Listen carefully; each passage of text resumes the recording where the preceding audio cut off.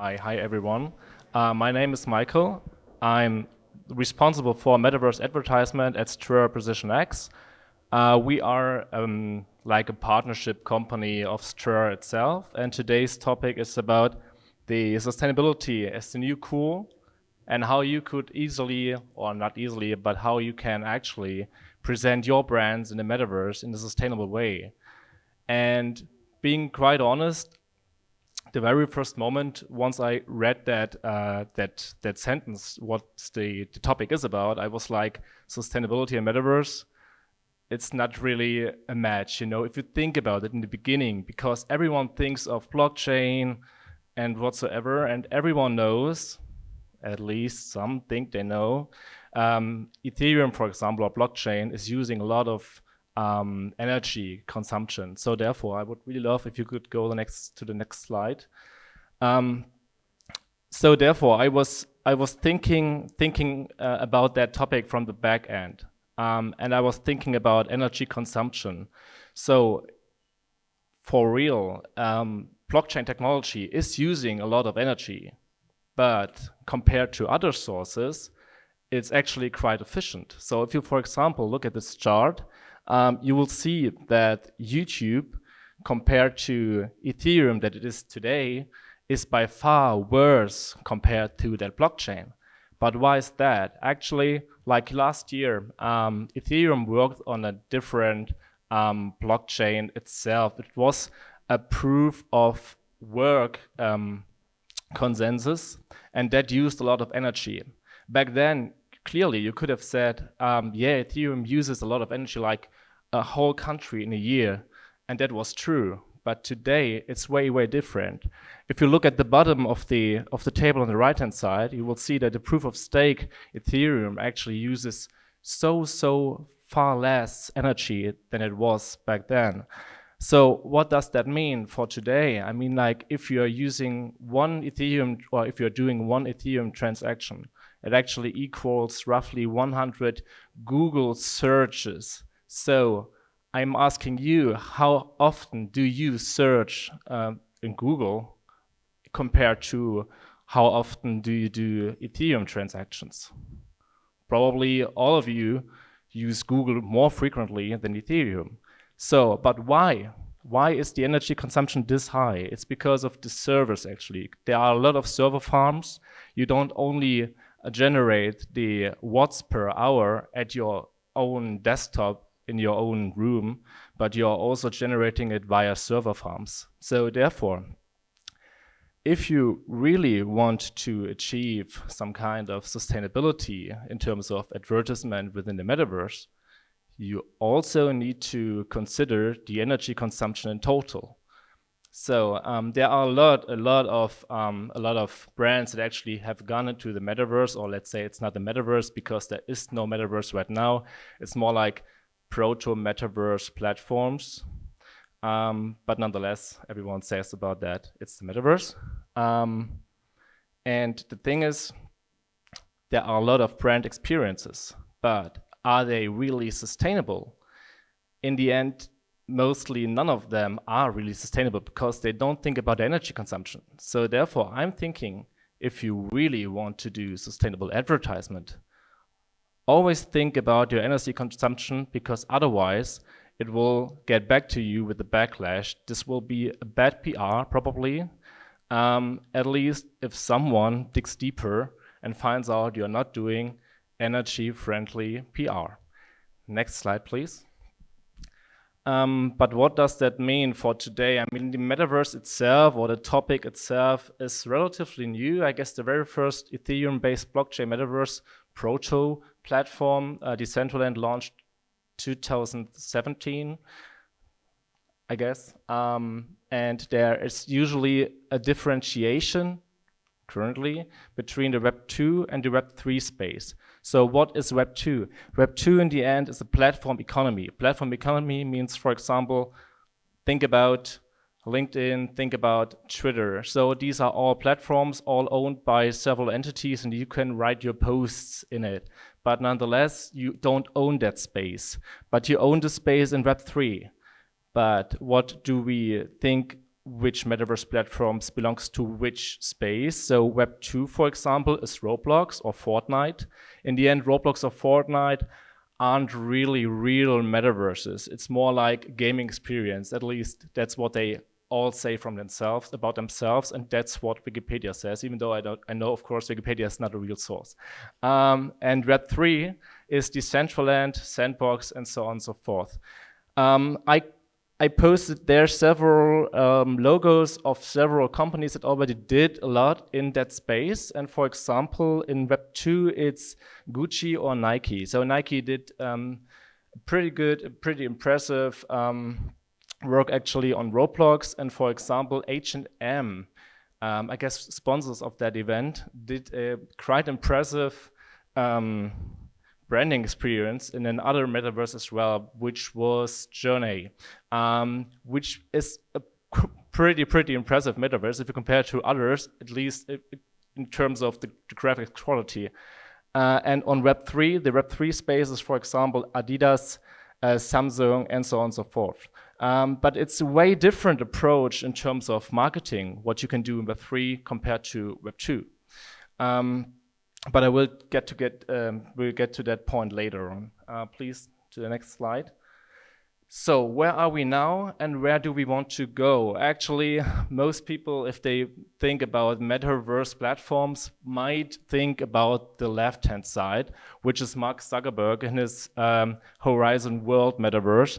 Okay, it was like kind of a bad PR, but at least it was PR nonetheless. And on the right-hand side, it's a video that you can find on YouTube. It's something like the future of mixed reality. It's kind of a dystopic video, I must admit, but I mean, like, this could be the future if we don't do something to prevent it, actually. But what I just wanted to say with that chart is, please don't expect too much of the metaverse right now, because it is still in development phase, and we are years and years from a metaverse world that is actually like most people believe it is today, because it's not only a game. Thinking about metaverse means interconnection, means connection with several hundreds, thousands of people, and everything is changing in an instant. So if you, for example, upload something, everyone should be able to see it. And this is totally different than a video game, because in a video game, you might experience something on your own, but others experience different scenarios. So it's more like a multiverse, which is a game, but the metaverse is more like an own universe. So therefore, different technology standards are necessary for that. Next slide, please. And being quite honest, the previous slide actually was an animation, but since this is a PDF, you saw like John Travolta from the back, but it's okay. So what are there as marketing options? Of course, you can do individual campaigns, and there are already a myriad of campaigns out there on a myriad of different platforms. It all depends on what you want to do, who you want to reach, actually, because there is a Roblox, but Roblox, the user base is frequently at the age of 12. So if you are a company that wants to advertise for a younger audience, maybe Roblox is the key. If you are a brand that actually has a lot of marketing money for innovation, maybe you are then a company that would love to create an own space, an own metaverse, like H&M did.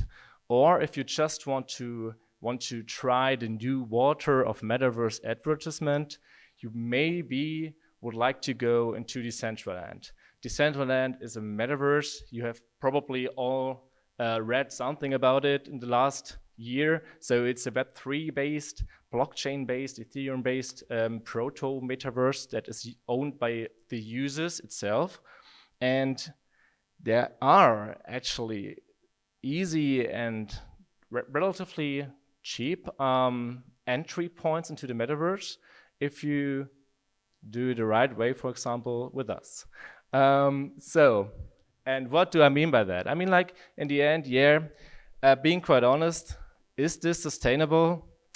Probably not, because this is an Ethereum-based blockchain. But as I said in the beginning, if you calculate what you use in terms of energy, you can always be sustainable. Because if you know in the end how much you have consumed, then you can invest, of course, in options to reduce your carbon footprint. For example, reforestation or buying carbon dioxide certificates, for example, and so on and so forth. So there are a lot of initiatives that you can actually talk with in order to reduce your carbon dioxide footprint. But what can you do as well? You can, of course, do individual campaigns, but individual campaigns always require more and more energy, because you are not only doing that carbon dioxide emission at the server plants, you're also doing it on your own computer. So the more designers need to invest to create your individual space, the more carbon dioxide will be emissioned in the end. So therefore, what have we done? We created a build that you can easily alter. So it's just a you see the building. So it's actually kind of a Piccadilly Circus building, relatively clean. It has like 3 or 4 floors, and each and every brand can easily alter the internal space of the floors to match the brand. Why have we done that? I mean, there are a lot of options, of course, and the more individual you go, the more it costs in the end. And usually brands don't have that much money to invest for the very first tests. So therefore we did that. And what's the most awesome stuff at that with that model is, of course, that you can alter it within like 3 weeks or 4 weeks, and we will actually bring you into the metaverse in that duration of time, which is relatively outstanding compared to other options. And there is a lot to do in the metaverse. You can, for example, create virtual clothes. You can create NFTs. You can do, for example, virtual catwalks with virtual avatars. But being honest, I wouldn't use Decentraland for that purpose. I would rather, for the virtual catwalks, create an own experience because of the visuality. You know, you need to have an awesome design. How much time have I got? I think 3 minutes left. 3 minutes, that's cool. Just go to the next slide. And there are a lot of other options. Like, for example, you can broadcast your own ads into that space. You can integrate gamification methods. And the most crucial part is point 4 actually. You need to do incentives for all. I always read about like, I'm in the metaverse, I'm on that and that platform.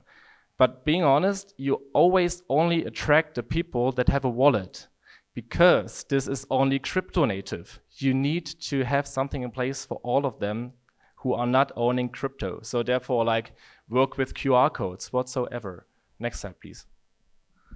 But this is only what is now. The future is so much more. You can actually currently work with AIs. You can work with avatars that are like photorealistic, like, for example, Candy, the muse of Prada, which I really adore because she's looking just so awesome.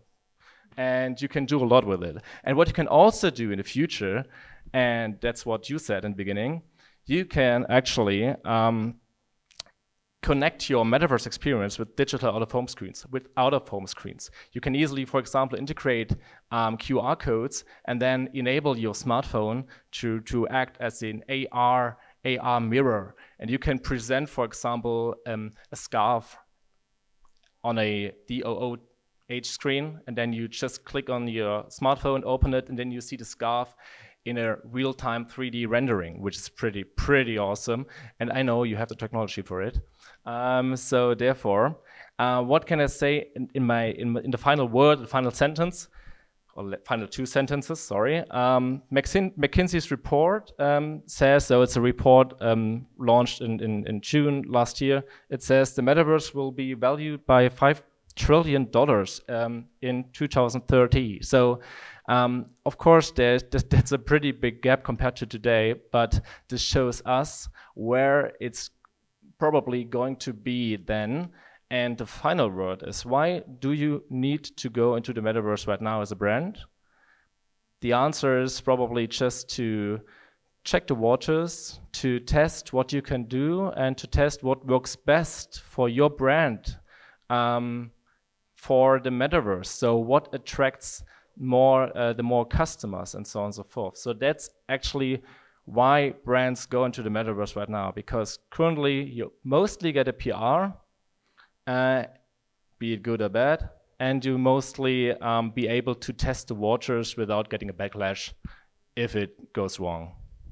So therefore, thanks a lot. Last slide, and then you can contact me via these QR codes if you are interested in more, even if you just want to have a chit chat to learn more about metaverse advertisement. Just contact me, feel free. Thank you.